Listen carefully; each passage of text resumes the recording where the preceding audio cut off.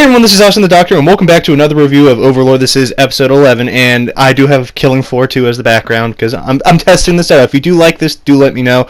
But anyway, so we start off exactly where episode 10 left off with, and I'm like, okay. And I saw the preview, and I thought this was going to be a very boring episode, and oh, I'm happy they made me eat my words, because good lord, this was pretty good. And we see the soldiers going to, attack Carne village. And the prince is questioning why he was sent to go attack the village because it's such a off, the place. He basically doesn't understand that the king doesn't want him to die, kind of thing. And he's trying to get to the plains as fast as possible by, trying to kill the village. He's thinking he should kill the entire village, but he instead thinks of he can try to turn the villagers against Ainz. And Ine is actually, meanwhile, preparing for winter, getting all the firewood with the goblins, and Ine's actually very mad about people calling her chief, and it's kind of funny because she pouts a lot. I'm like, oh, she's adorable. And Henry, actually, we see a flashback beating one of the goblins in an arm wrestling contest, even though the goblins planned it to kind of make everyone submit to her as being the chief of the village. And Nefi actually made cologne for, Henry to, And Henry pushes Nefi down, and, they were going to get busy, down and dirty, kind of thing. But, of course, a goblin interrupts it, and I'm like, Nefi, you got blue-balled, buddy. You got wrecked. But all jokes aside, we see Ainz being told about what's going on about the royal army attacking Carne village via Lupus telling Ainz about it, and Ainz basically orders her to kind of keep watch and protect the four main people, as we know: Nefi, his grandmother, good old Henry, and her sister. Those are the four important people. And we actually see that Ainz doesn't really care about the village itself, but cares about information being leaked. And I'm like, okay, so we kind of see who Ainz is, and we kind of figured this is his kind of person. And I know people are ready to comment down below in the comment section. Oh, this is how he is in the light novel. I know. You don't need to tell me, okay? Okay? You can tell me how cool he is. I'm fine with that, but the kingdom actually starts to attack, and the villagers actually are talking about how they have to fight back, and Henry, agrees.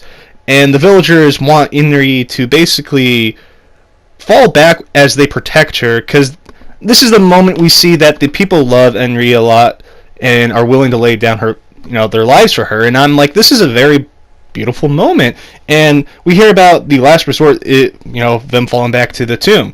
And we see, the gate open in front, and the orcs actually come out and attack, and they attack, they destroy all those soldiers that are ready to attack the village, and the orcs actually stepped on the royal flag, causing the prince to get very angry and wanting to completely destroy the entire village because it's an insult to him and his family. And the soldiers are actually coming towards Henry and Nefi and all the people that are trying to escape, and this forced, Henry to use the item that Ainz gave her, the, Horn of the Goblin General. I don't know the exact name. I'm pretty sure someone's going to correct me on it. We have this brief moment of everyone being confused, and we don't see it until a little bit, and Henry actually summoned an army of goblins armored, and this isn't no little number of 20, this is like almost 5,000 there. And we learned that the Horn usually summons low-level goblins, and usually 20 about them, so this is why Ainz is confused at what's going on, and the soldiers want to retreat after seeing this, but the prince disagrees because he thinks he can take them on.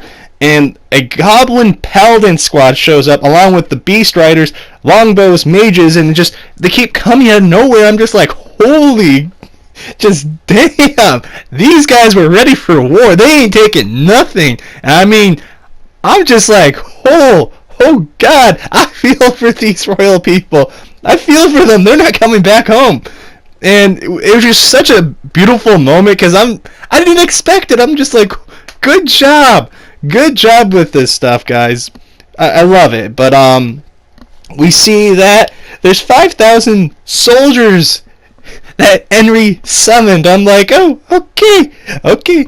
okay, this is gonna end up being really interesting. And the prince approves of the retreat because he sees he's vastly outnumbered and outpowered.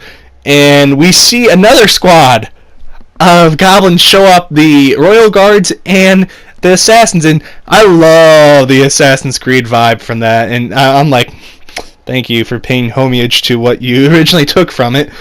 And I know people are going to get very butthurt when I say that, but you should know very well what I'm talking about. Anyways, cool concept, a wonderful animation for that. Besides the CGI, it was kind of not really good looking. I hope they polish it up for the Blu-ray, since people put money for it. But back to the actual review. Ainz is all of a sudden starting to think about why she was able to summon this, and he thinks now that you need a certain criteria to summon an army of goblins, and it brings up the question, what if Ainz tries to do this? What would he summon? Like, I'm kind of worried what he would summon. I mean, it'd probably be triple, quadruple of what she summoned? Maybe stronger? Magic users? Magic weapon users? Who knows? I really want to see this. I hope they try it and not just leave it out of the entire thing like Aldio in the beginning. But we see they actually let the army retreat, the royal army, and Lupus comes out of nowhere to visit the prince, and basically she's talking about how she came to massacre everyone, and we see redhead goblins coming there, and they massacre the remaining villagers, and Lupus decides the prince isn't a part of Ainz's plan and doesn't need to be alive, and I'm like, okay, who knows if she actually kills him or doesn't. My money is she probably did. I'm pretty sure someone from, I read the light novel, this is what happens, I don't care. I'm just going to be real. I don't care. I want to be surprised. Don't ruin the surprise for me, because I'm actually hyped, because this is, unlike Season 2, this is interesting. This isn't another side story or expedition episode, and I'm just so happy that it was this episode, and it didn't get boring. I'm kind of a little worried with the next episode, but I know it's going to be, really action-packed, and I can't wait. And, this was a good episode. But anyways, guys, what were your thoughts on this episode? Did you enjoy it? Did you think this was a really crazy cool episode? But anyways, guys, this is Austin the Doctor signing out. And don't forget, one little thing. If you did enjoy this video, smash that like button. If you are new here, do subscribe, because it is free. What else do you get free in this world? Think about that. I mean, air, but sometimes you got to pay for that. Think about it. But anyways, guys, I hope you have a wonderful day as usual, and I will see you until the next time. Peace.